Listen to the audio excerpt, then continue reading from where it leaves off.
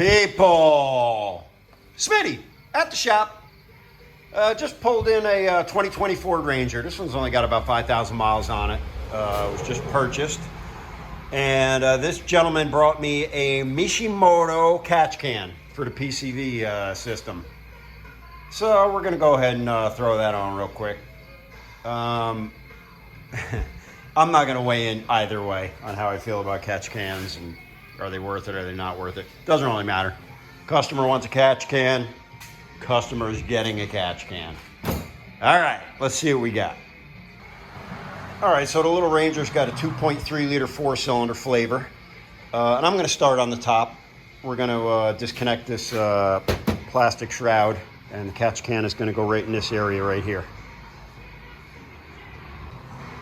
Okay, for the most part, this is just held on by, oh, I just dropped one, plastic push pins. Except on the passenger side, you got this little air duct.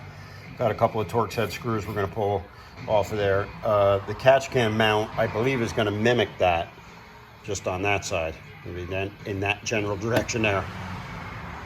All right, so there we go with the shroud removed. And, you know, I mentioned those were Torx head. There's a slot in it for just a flat blade screwdriver also. So you go over to the driver's side here, you'll see these two holes here. I looked through the instructions earlier, and it looks like the catch can is going to mount to that right there. Okay, so there's your catch can installed in relation to where the battery is. This has a little bit of adjustment to it, so I'm going to leave that loose for now until I run the hoses. That's a number 2 metric hex head. This is a number 4 up here, so I'm going to go ahead and snug these down. Then we're going to get this thing up in the air. And you got an inlet and an outlet, 17 millimeter head on them. You just screw them in. Don't go crazy looking for these screws in the box. They are already screwed into the catch can when you get them. And there you have it. There's your finished product up top.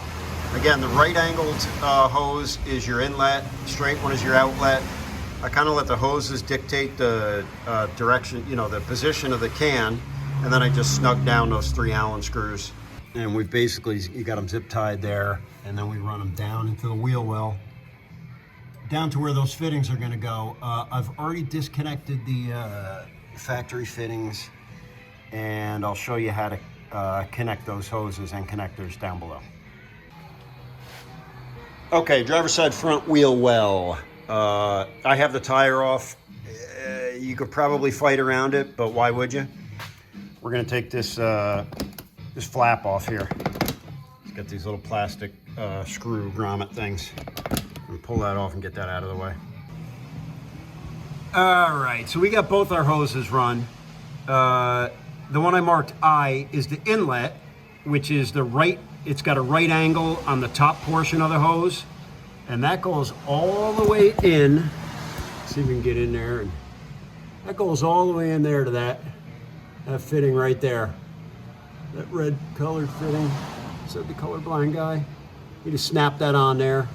And then the outlet one, which you can't really see where that's connected, but that goes to the connector that would be closer to the fender well. So inlet goes to the connector mounted to the side of the block. The outlet hose goes to the connector closer to the fender well. Keep in mind now, this is a serviceable system, so that's going to have to be checked from time to time, depending on whatever Mishimoto recommends. All in all, yeah, I guess if you want this, there you go. About an hour's worth of labor, conservatively speaking. I got interrupted 3 or 4 times, but I'd say all in all, it took about an hour to do. So that's it for now. We're just going to replace that cowl trim and ship this one down the road. And that's going to do it for this one, people. I am Smitty, and I am out.